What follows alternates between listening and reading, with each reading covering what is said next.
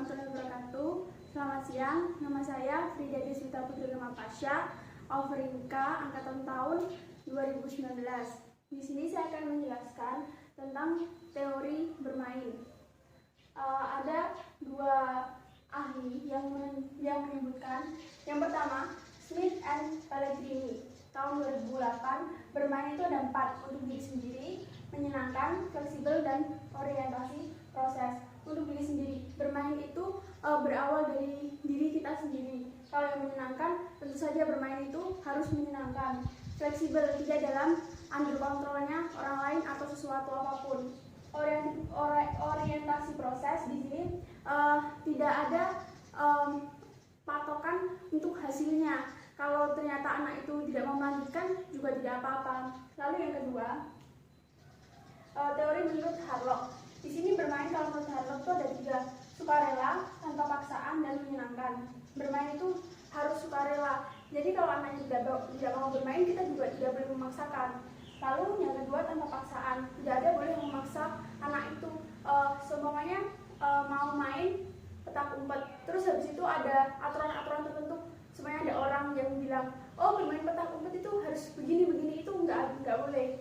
Ini harus tanpa paksaan. Lalu bermain itu harus menyenangkan, seperti itu. Lalu yang kedua, ada kontinum bermain dan bekerja. Bermain itu bebas mengeksplorasi benda, mau yang ada di sekitarnya, mau benda apapun itu terserah mereka. Lalu untuk yang bekerja, kegiatannya itu dirancang di bawah perintah guru. Jadi ada sesuatu yang harus dicapai dan diperintahkan oleh guru. Lalu yang kedua, ada umumnya melibatkan benda lain atau manipulatif, seperti nomor 1, entah benda apapun atau di sebelah anak atau di dekat anak, itu pasti akan digunakan untuk bermain. Lalu untuk yang bekerja, melibatkan pensil dan kertas, kadang melibatkan kesungguhan.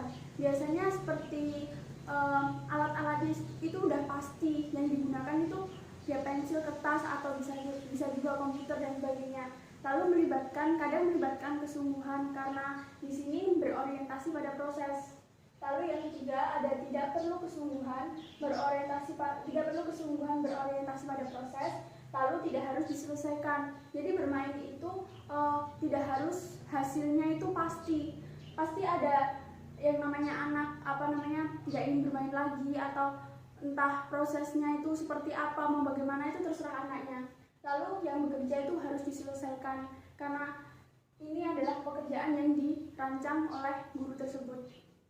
Lalu yang ketiga, ada kontinum bermain dan bekerja dalam materi keterlibatan anak. Yang pertama adalah berpusat pada minat anak. Ada satu anak yang mempunyai minat di bermain puzzle, seperti itu. Ada juga yang minatnya bermain sepak bola. Tidak mungkin kita saling memaksakan, seperti anak yang suka sepak bola kita paksa untuk bermain puzzle, yang bermain puzzle kita paksa untuk bermain sepak bola, itu tidak bisa. Lalu yang bekerja itu berpusat pada perencanaan guru. Jadi seperti sudah direncanakan, seperti semuanya pada pelajaran di sekolah. Anak-anak kita waktunya bermain bola tangan, pasti semua juga bermain bola tangan, seperti itu. Untuk yang kedua, biasanya aktif secara fisik. Kalau yang bekerja biasanya fisiknya tidak aktif, seperti itu. Untuk yang ketiga, sedikit konsentrasi mental atau aktivitas kognisi yang ditunjukkan anak.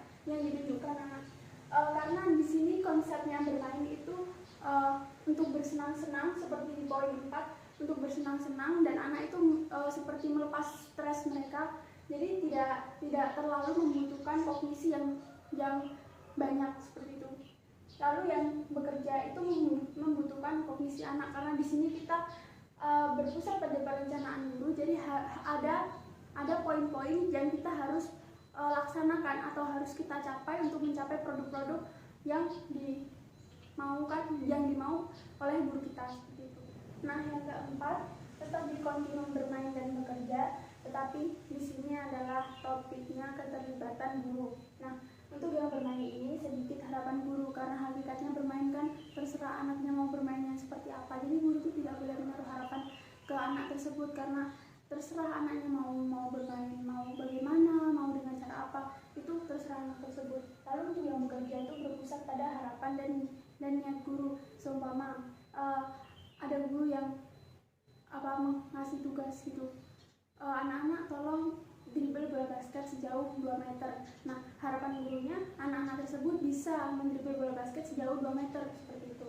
Itu yang kedua, jarang dievaluasi guru karena memang bermain, jadi tidak perlu evaluasi guru. Kalau yang bekerja keluaran akan dievaluasi guru.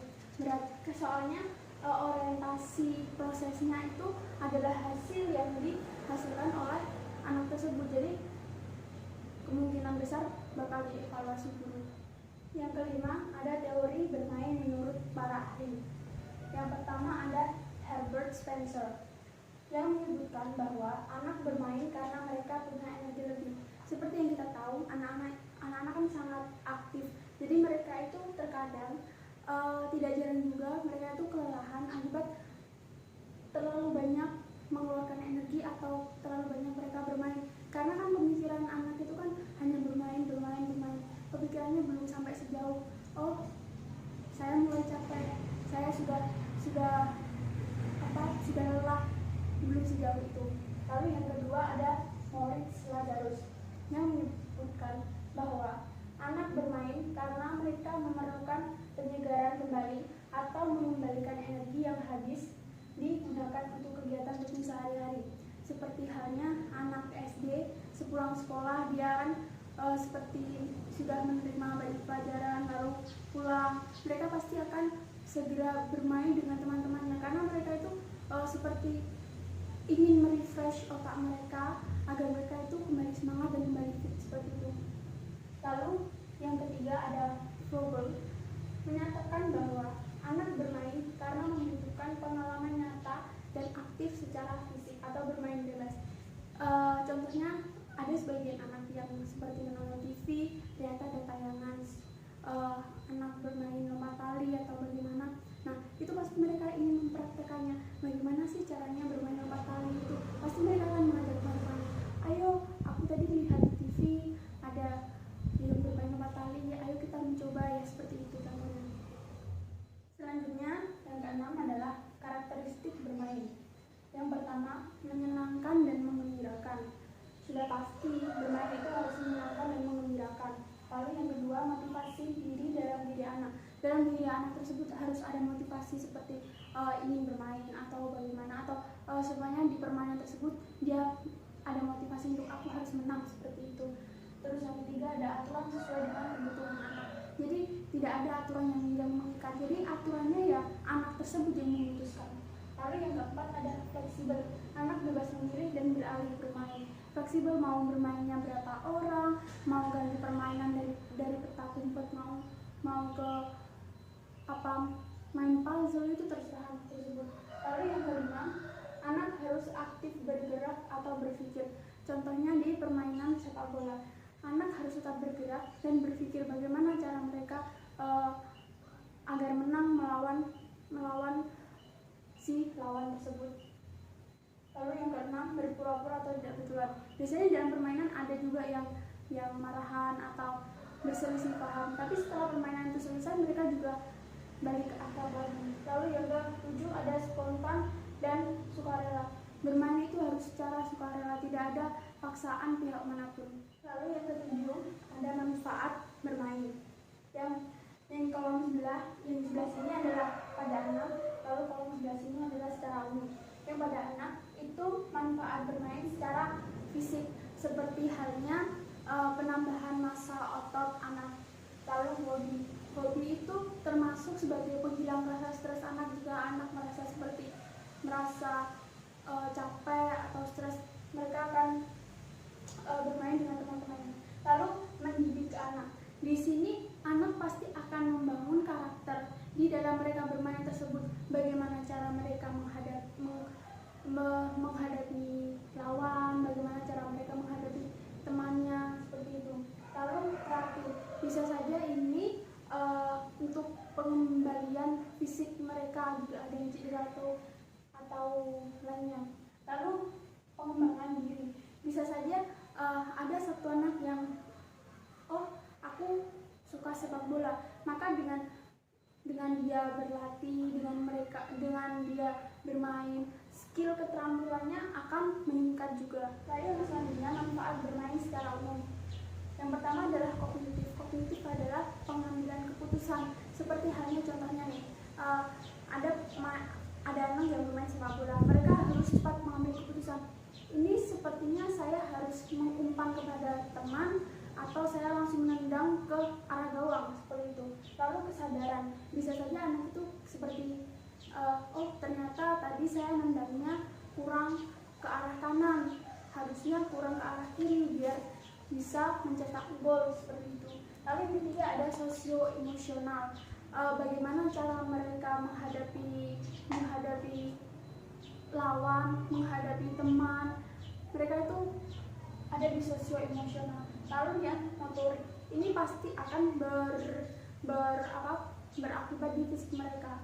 Lalu yang bahasa, bagaimana cara berkomunikasi dengan teman sebaya, bagaimana dengan teman, dengan lawan seperti itu.